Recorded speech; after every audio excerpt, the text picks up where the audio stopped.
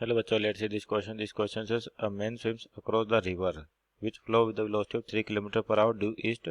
If the velocity of man relative to water is 4 km per hour due north, then what is the velocity and direction of relative to the shore of the river? तो आपके चार option दे रखे हैं। तो यहाँ देखिए आपका 2D motion है, उसके अंदर रिवर मेन प्रॉब्लम से आपके पास की कॉन्सेप्ट की बात करें यहाँ पर की कॉन्सेप्ट, तो ये आपका 2D relative motion, 2D relative motion,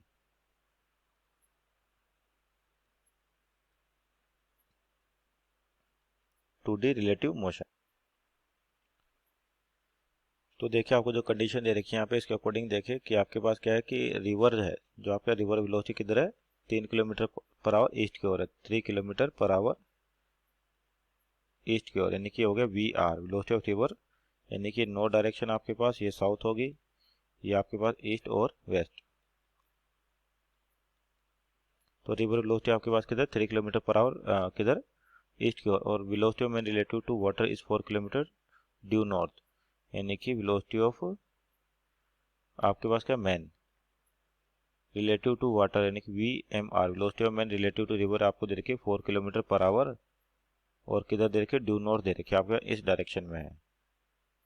तो देखिए यहाँ पे क्या लिखा जा सकता है, velocity of man with respect to river को velocity of man with respect to river, ये होगा velocity of man minus velocity of river.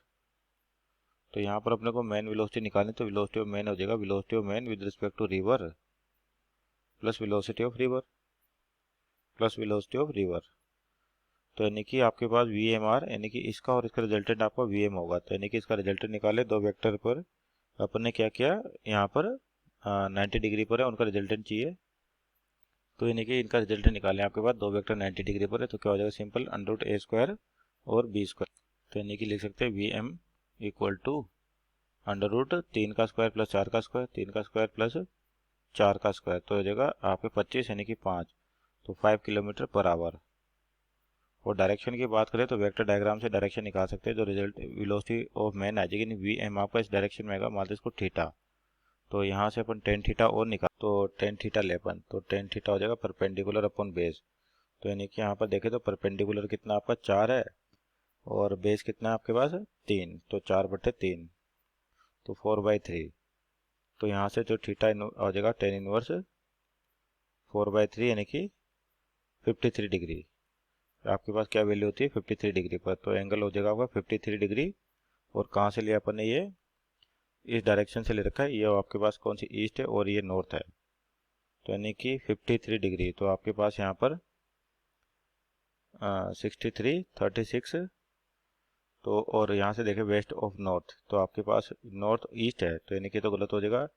तो यहाँ पे देखो 36.52 डिग्री ईस्ट ऑफ नॉर्थ, यानी कि ईस्ट ऑफ नॉर्थ यानी नॉर्थ के ईस्ट पर, तो इधर तो आया आपके पास कितना 53, तो बेटेगा 37 यानी कि 36.62 समथिंग, यानी कि option number D is our right answer,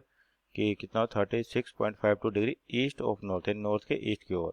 यानी कि ये आपका रिजल्ट दे रखा है 30 एंगल, क्योंकि कितना है 53, तो 37 बचेगा, 37 का मतलब 36.52 something. Hope you understood well, best of luck.